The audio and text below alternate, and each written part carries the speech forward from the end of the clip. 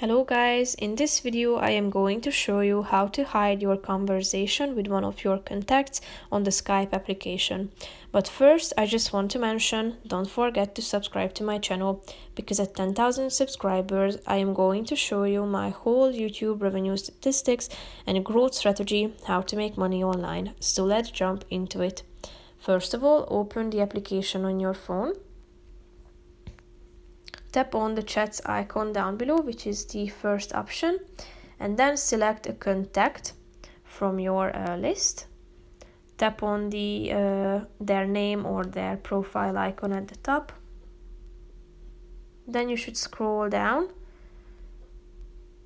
till you find the chat settings section and press the first option, hide conversation.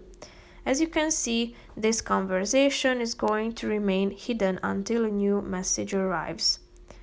Press the button OK, and then, as you can see, your conversation has been hidden. So you can undo it by tapping on the undo button immediately. And that's pretty much it for this video. I hope you found it helpful. If you did, consider subscribing, and see you in the next video. Bye bye.